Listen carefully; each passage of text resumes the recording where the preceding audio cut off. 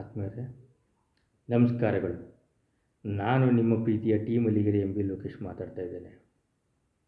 ಇವತ್ತಿನ ದಿನ ನಾವು ಒಬ್ಬ ನಾಯಕನ ವಿಚಾರವಾಗಿ ಒಂದು ರಾಜಕೀಯ ವಿಶ್ಲೇಷಣೆಯನ್ನು ಮಾಡೋಣ.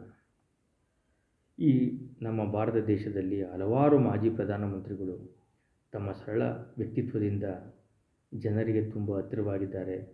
ತಮ್ಮ ಕೆಲಸ ಕಾರ್ಯಗಳಿಂದ ಇತಿಹಾಸ ಪುಟಗಳನ್ನು ಸೇರಿರ್ತಕ್ಕಂಥ ವಿಚಾರ ಬಹು ಜನರಿಗೆ ತಿಳಿದಿರ್ತಕ್ಕಂಥ ವಿಚಾರ.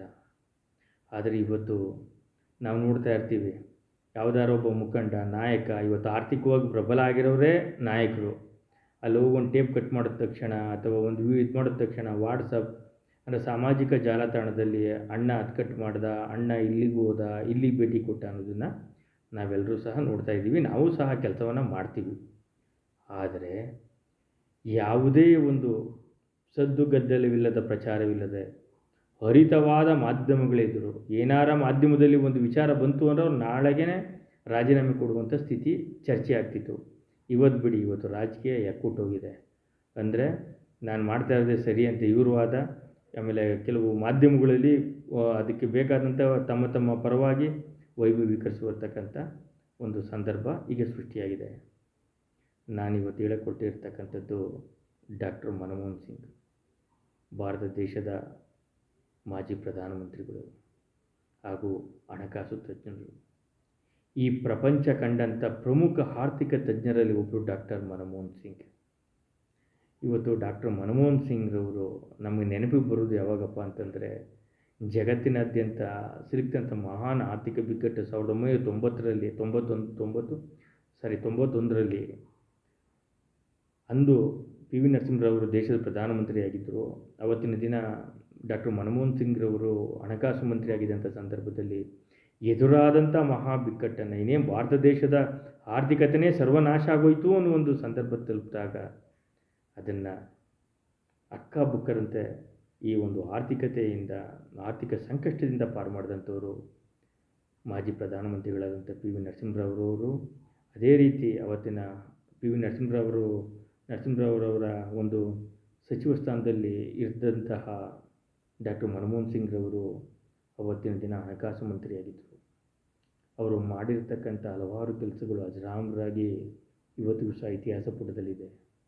ಏನಪ್ಪ ನೋಡಿ, ವಿಧಿಯಾಟ ಅಥವಾ ಅದೃಷ್ಟ ಅಂತಿರೋ, ವಿಧಿಯಾಟ ಅಂತಿರೋ, ಈ ಪ್ರಪಂಚದ ಬಗ್ಗೆ ಜ್ಞಾನವನ್ನು ಬಲ್ಲಂತಹ ಡಾಕ್ಟರ್ ಮನಮೋಹನ್ ಸಿಂಗ್ ವಿಧಾನ ಅಂದರೆ ಯಾವ ರೀತಿ ಅಂತ ಹೇಳ್ಬೋದು ಅಂತಂದರೆ, ಅವರು ಆಲ್ರೆಡಿ ಹಲವಾರು ಪ್ರಮುಖ ಹಣಕಾಸು ಹುದ್ದೆಗಳನ್ನು ನಿರ್ವಹಣೆ ಮಾಡಿ ಪ್ರಪಂಚದ ಮಟ್ಟದಲ್ಲಿ ಖ್ಯಾತಿಯನ್ನು ಪಡೆದಿದ್ದರು. ಅವರು ಆಲ್ರೆಡಿ ಪ್ರಧಾನಮಂತ್ರಿ ಆಗೋಕ್ಕಿಂತ ಫಸ್ಟು ಹಣಕಾಸು ಹುದ್ದೆಗಳಲ್ಲಿ ತುಂಬ ಪರಿಣಿತರಾಗಿದ್ದರು, ಸರ್ಕಾರಕ್ಕೆ ಸಲಹೆಗಾರರಾಗಿದ್ದರು, ಇಷ್ಟೆಲ್ಲ ಕೆಲಸ ಕಾರ್ಯವನ್ನು ಮಾಡಿದರು. ರಿಸರ್ವ್ ಬ್ಯಾಂಕ್ನ ಗವರ್ನರ್ ಆಗಿದ್ದರು. ವಿಶ್ವಸಂಸ್ಥೆಯಲ್ಲಿ ಕೆಲಸ ಕಾರ್ಯವನ್ನು ಮಾಡಿದರು 3-4 ವರ್ಷ. ಅಂದರೆ ಎಂಥ ದುರಂತ ನೋಡಿ. ಅಷ್ಟು ಜ್ಞಾನವಂತರಾಗಿರ್ತಕ್ಕಂಥ ದೇಶದ ಪ್ರಧಾನಮಂತ್ರಿ ಆದಂತಹ ಡಾಕ್ಟರ್ ಮನಮೋಹನ್ ಸಿಂಗ್ರವರು ಇದರ ಬಗ್ಗೆ ಅಂದರೆ ಆರ್ಥಿಕತೆಯ ಬಗ್ಗೆ ಅಷ್ಟು ಅಪಾರ ಜ್ಞಾನವಿಲ್ಲದಂತಹ, ಈ ಪ್ರಪಂಚದ ಬಗ್ಗೆ ಅಷ್ಟೊಂದು ಜ್ಞಾನವನ್ನು ಹೊಂದಿಲ್ಲದೆ ಇರತಕ್ಕಂಥವ್ರ ಒಂದು ಹೈಕಮಾಂಡ್ ಅಂದರೆ ಯಾರು? ಕಾಂಗ್ರೆಸ್ ಪಕ್ಷ ಅಂದ ತಕ್ಷಣ ಇದೇನು ಹೈಕಮಾಂಡ್ ಪಕ್ಷ ಏನಲ್ಲ, ಅದು ರಾಷ್ಟ್ರೀಯ ಪಕ್ಷ ಅಂತ ಹೇಳ್ಬೋದು ಅಷ್ಟೇ. ಅದು ಗಾಂಧಿ ಕುಟುಂಬದ ಏನವರು ತಗೊಳ್ತಾರೆ ಪ್ರಮುಖ ನಿರ್ಧಾರ, ಹಂಗೆ ಇದೊಂದು ರೀತಿ ಪ್ರಾದೇಶಿಕ ಪಕ್ಷ ಇದ್ದಂಗೆ. ಈ ರಾಷ್ಟ್ರೀಯ ಪಕ್ಷಗಳಲ್ಲಿ ಕೆಲವು ಸಾಲಿ ಪ್ರಾದೇಶಿಕ ಪಕ್ಷಗಳು ಏನು ಕೆಲವು ಅವರ ಕುಟುಂಬಸ್ಥರು ತಗೊಳ್ತಾರೆ ಅದೇ ಶುರುವಾಗುತ್ತೆ, ಆ ಟೈಪ್ ಇದು. ಡಾಕ್ಟರ್ ಮನಮೋಹನ್ ಸಿಂಗ್ ಅಂತಹ ಮಹಾನ್ ಮೇಧಾವಿ ಆರ್ಥಿಕ ತಜ್ಞರು ಒಂದು ಕುಟುಂಬದ ಕೆಳಗಡೆ ಅವರ ಒಂದು ರಾಜಕೀಯ ಹಿಡಿತಕ್ಕೆ ಸಿಲುಕಿ ಅವರು ಹೇಳುವಂತಹ ಕೆಲಸಗಳನ್ನು ಮಾಡಬೇಕಾದದ್ದು ಈ ರಾಜಕಾರಣದ ಒಂದು ದೊಡ್ಡ ದುರಂತ ಅಂತ ನನ್ನ ವೈಯಕ್ತಿಕ ಅಭಿಪ್ರಾಯ. ಅವರು ಪ್ರಧಾನಮಂತ್ರಿ ಆಗಿದ್ದರು ನಿಜ, ಪ್ರಧಾನಮಂತ್ರಿ ಹುದ್ದೆಗೆ ತಂದು ಕೂರಿಸಿದ್ರು ನಿಜ. ನೋಡಿ, ಯಾವತ್ತೇ ಆಗಲಿ ಅವರನ್ನು ಸಂಸತ್ತಲ್ಲಿ ಒಂದು ಸಾರಿ LK ಅಡ್ವಾಣಿಯವರು ತುಂಬ ಟೀಕೆಯನ್ನು ಮಾಡ್ತಾರೆ. ಯಾವ ರೀತಿ ಅಂತಂದರೆ, ಡಾಕ್ಟರ್ ಮನಮೋಹನ್ ಸಿಂಗ್ ಅವರು ಅದಕ್ಕೆ ಯಾವುದೇ ರೀತಿಯ ಒಂದು ಚಕಾರವನ್ನು ಎತ್ತದನ್ನು ಸುಮ್ಮನೆ ಮೌನವಾಗಿ ಕೂತಿರ್ತಾರೆ. ಇವತ್ತಿನ ರಾಜಕಾರಣನೇ ಬೇರೆ ಬಿಡಿ. ಅವತ್ತು ಒಂದು ದಿನ ಇವರು ದುರ್ಬಲ ಪ್ರಧಾನಮಂತ್ರಿ ಅಂತ ಜರೀತಾರೆ. ಅಂದರೆ ಇವ್ರದ್ದು ಏನೂ ನಡೆಯೋದಿಲ್ಲ, ಇವರು ಒಂಥರ ಕೈಗೊಂಬೆ ಇದ್ದಂಗೆ ಅಂತ. ದುರ್ಬಲನೋ ಪ್ರಬಲನೋ ನೆಕ್ಸ್ಟ್ ಸೆಕೆಂಡ್ರಿ. ಆದರೆ ಮಹಾನ್ ಆರ್ಥಿಕ ತಜ್ಞರು, ರಾಜಕೀಯ ದಾಳಕ್ಕೆ ಸಿಲುಕಿ ಕೆಲವು ಸಲ ಏನು ಅವ್ರನ್ನ ತಂದು ಹುದ್ದೆ ಕುಣಿಸಿರ್ತಾರೆ ಅವ್ರು ಹೇಳ್ದಂಗೆ ಕೇಳಬೇಕಾದಂಥ ಸ್ಥಿತಿ ಎಲ್ಲರಿಗೂ ಬರ್ತದೆ. ಆದರೆ ಹಲವಾರು ಒಂದು ಸರಳತೆಯ ಸಹಕಾರ ಮೂರ್ತಿಯಾಗಿರ್ತಕ್ಕಂಥ ಡಾಕ್ಟರ್ ಮನಮೋಹನ್ ಸಿಂಗ್ರವರ ಒಂದು ನಡೆದಂಥ ನಿಜ ಜೀವನದಲ್ಲಿ ನಡೆದಂಥ ಒಂದು ಸಣ್ಣ ನಿಜವಾದ ಒಂದು ಘಟನೆಯನ್ನು ನಾವು ಇದರಲ್ಲಿ ಅವರ ಒಂದು ಚರಿತ್ರೆಯಲ್ಲಿ ಓದಿ ನಾವು ತಿಳ್ಕೊಂಡಾಗ ನಿಜವಾಗ್ಲೂ ಕಣ್ಣಿನಲ್ಲಿ ನೀರು ಜಿನುಗುತ್ತದೆ. ಏನಪ್ಪ ಅದು ಘಟನೆ ಅಂದರೆ, ಡಾಕ್ಟ್ರು ಮನಮೋಹನ್ ಸಿಂಗ್ರವರು ತುಂಬ ಸರಳ ವ್ಯಕ್ತಿತ್ವವನ್ನು ಹೊಂದಿರ್ತಾರೆ. ಅವತ್ತು ಅವರಣ್ಣ ನಾನು ನಿಮ್ಮನ್ನು ನೋಡಕ್ಕೆ ಬರ್ತಾಯಿದ್ದೀನಿ ಅಂದಾಗ, ತಡೆಯಿರಿ ನಮ್ಮಣ್ಣ, ಯಾಕೆಂದರೆ ಡಾಕ್ಟ್ರ್ ಮನಮೋಹನ್ ಸಿಂಗ್ರವರು ಚಿಕ್ಕದ್ರಲ್ಲೇ ತಾಯಿಯನ್ನು ಕಳ್ಕೊಂಡು ಅಜ್ಜಿಯ ಒಂದು ಆರೈಕೆಯಲ್ಲಿ ಬೆಳೆದಿರ್ತಕ್ಕಂಥವ್ರು ಡಾಕ್ಟ್ರ್ ಮನಮೋಹನ್ ಸಿಂಗ್. ಅವರು ತುಂಬ ಬಡತನದಿಂದ ಬಂದಂಥವರು, ದೊಡ್ಡ ದೊಡ್ಡ ಹುದ್ದೆಗಳನ್ನು ಅಲಂಕಾರ ಮಾಡಿದರೂ ಸಹ, ದೊಡ್ಡ ಜ್ಞಾನಿ ಆಗಿದ್ದರೂ ಸಹ ತುಂಬ ಸರಳ ವ್ಯಕ್ತಿತ್ವವನ್ನು ಮೈಗೂಡಿಸ್ಕೊಂಡಿದ್ರು. ಆದರೆ ಇವತ್ತೇನಾರ ಪ್ರಧಾನಮಂತ್ರಿಯವರ ಅಣ್ಣೋ ತಮ್ಮನೋ, ಬರೀ ಪ್ರಧಾನಮಂತ್ರಿ ಬೇಡಿ, ಇಲ್ಲಿರ್ತಕ್ಕಂಥ ಜಿಲ್ಲಾ ಪಂಚಾಯತಿ ತಾಲೂಕ್ ಪಂಚಾಯತಿ ಮೆಂಬರ್ ಅವ್ರ ಅಣ್ಣ ತಮ್ಮನ್ನು ಹಿಡಿದು ನಿಲ್ಲಿಸೋಕ್ಕೆ ಆಗಲ್ಲ. ಅವ್ರು ಬರುವಂಥ ಇಂಪಾರ್ಟೆಂಟ್ ಕಾರೇ ಬೇರೆ, ಅವ್ರು ಬರತಕ್ಕಂಥ ಸುತ್ತಮುತ್ತ ಜನ ಕಟ್ಕೊ ಬರೋದೇ ಬೇರೆ. ಆದರೆ 10 ವರ್ಷ ಈ ದೇಶದ ಪ್ರಧಾನಮಂತ್ರಿ ಆಗಿರ್ತಕ್ಕಂಥ ಡಾಕ್ಟರ್ ಮನಮೋಹನ್ ಸಿಂಗ್ರವರು ಅವತ್ತು ಮನೆಯಲ್ಲಿ ಅವ್ರ ಅಣ್ಣಂಗೋಸ್ಕರ ಕಾಯ್ತಾ ಇರ್ತಾರೆ. ಆದರೆ ಅವರ ಅಣ್ಣ ಯಾವ್ದ್ರಲ್ಲಿ ಬರ್ತಾರೆ? ರೈಲ್ನಲ್ಲಿ ಬರ್ತಾರೆ.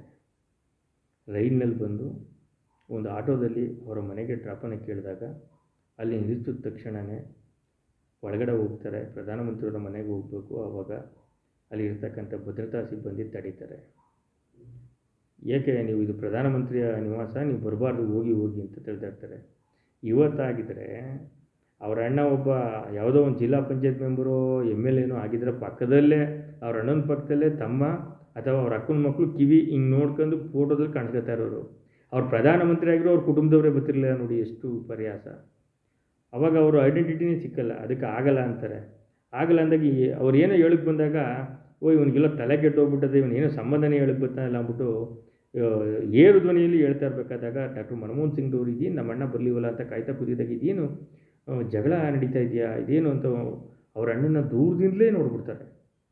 ಓಡೋಡಿ ಬಂದು ಆ ಸೆಕ್ಯೂರಿಟಿಯವರು ಹಿಂದಕ್ಕೆ ಕಳಿಸ್ತಾರೆ, ತಳ್ತಾ ಇರ್ತಾರೆ ಅವ್ರನ್ನ. ಓಡಿ ಬಂದ ತಕ್ಷಣ ಡಾಕ್ಟರ್ ಮನಮೋಹನ್ ಸಿಂಗ್ ಅವರು, ಯಾರಾಗಿರೋ ಸಸ್ಪೆಂಡ್ ಮಾಡಿಬಿಡೋರು ಅವ್ರನ್ನ. ಬಂದ ತಕ್ಷಣ ಇವ್ರು ಬಿಡಿ, ಇವರು ನಮ್ಮ ಅಣ್ಣ ಅಂತಾರೆ. ನಮ್ಮ ಅಣ್ಣ ಅಂದ ತಕ್ಷಣ ಸೆಕ್ಯೂರಿಟಿಯವ್ರಿಗೆ, ಅಲ್ಲಿ ಇದ್ದಂತಹ ಏನು ಭದ್ರತಾ ಸಿಬ್ಬಂದಿಗಳಿಗೆ ಒಂದು ರೀತಿಯ ಆಶ್ಚರ್ಯ. ಅವ್ರ ಅಣ್ಣನ ಕ್ಷಮಾಪಣೆ ಕೇಳ್ಕೊಂಡು ಹೊರಗಡೆ ಕರ್ಕೊಂಡು ಹೋಗ್ತಾರೆ. ಅವ್ರು ಊರಿನ ತಿಂದಿರ್ತಕ್ಕಂಥ ತಿಂಡಿ ತಮ್ಮಂದು ಕೊಡ್ತಾರೆ. ಎಷ್ಟು ಸರಳ ಮೂರ್ತಿ ಅಲ್ವಾ, ಎಂಥ ಸರಳ ರಾಜಕಾರಣ, ಯಾವ ರೀತಿ ಅವರು ನಡ್ಕೊಳ್ತಿದ್ರು. ನಿಜವಾಗ್ಲೂ ಚರಿತ್ರೆಯಲ್ಲಿ ಡಾಕ್ಟರ್ ಮನಮೋಹನ್ ಸಿಂಗು, ಅಟಲ್ ಬಿಹಾರಿ ವಾಜಪೇಯಿ, HD ದೇವೇಗೌಡರು, ಚರಣ್ ಸಿಂಗು, VP ಸಿಂಗು, ಇವರೆಲ್ಲ ಈ ದೇಶದ ಇಂದಿರಾ ಗಾಂಧಿ ಬಿಡಿ, ಅಂದರೆ ಅವ್ರ ಕುಟುಂಬಸ್ಥರೇ ಇದ್ದರು. ಇವರೆಲ್ಲ ಒಂಥರ ಏನಪ್ಪ ಅಂತಂದರೆ, ಕೆಲವರು ಅವ್ರ ಕುಟುಂಬದವ್ರು ಬಂದರೂ ಸಹ ತಮ್ಮ ಸರಳತೆಯನ್ನು ಮೆರೆದಿದ್ದಾರೆ. ಇವರೆಲ್ಲ ಸುಮ್ಮನೆ ಹಳ್ಳಿಗಾಡಿನಿಂದ ಬಂದಂಥವರು, ಸಾಮಾನ್ಯ ರೈತರ ಮಕ್ಕಳು, ಪ್ರಧಾನಮಂತ್ರಿಯಾಗಿ ಸಾಮಾನ್ಯವಾಗಿ ತಿರುಗಾಡಿದಂಥ ಜನ. ಆದರೆ ನಿಜವಾಗ್ಲೂ ಸಹ ಡಾಕ್ಟರ್ ಮನಮೋಹನ್ ಸಿಂಗ್ ಅವರು ತೆಗೆದುಕೊಂಡಂಥ ನಿರ್ಧಾರಗಳು, ಅವರು ಮಾಡಿದಂಥ ಕೆಲಸ ಚರಿತ್ರೆ ಉಳಿತವೆ. ಅವರು ಸರಳ ಸಹಕಾರ ಮೂರ್ತಿಯಾಗಿ ನಿಜವಾಗ್ಲೂ ಅವ್ರು ಕೊಟ್ಟಂಥ ಕೊಡುಗೆ ಅಪಾರ ಅಂತ ಹೇಳ್ತಾ ಈ ಒಂದು ವಿಶ್ಲೇಷಣೆಯನ್ನು ಮುಗಿಸ್ತಾ ಇದ್ದೇನೆ. ಆದಮೇಲೆ ಜನತಾ ಪರಿವಾರ ಯೂಟ್ಯೂಬ್ ಚಾನಲ್ನ ಸಬ್ಸ್ಕ್ರೈಬ್ ಮಾಡಿ. ಇಂತಿ ನಿಮ್ಮ ಪ್ರೀತಿಯ ಟೀಮ್ ಎಲಿಗರಿ MB ಲೋಕೇಶ್. ನಮಸ್ಕಾರಗಳು.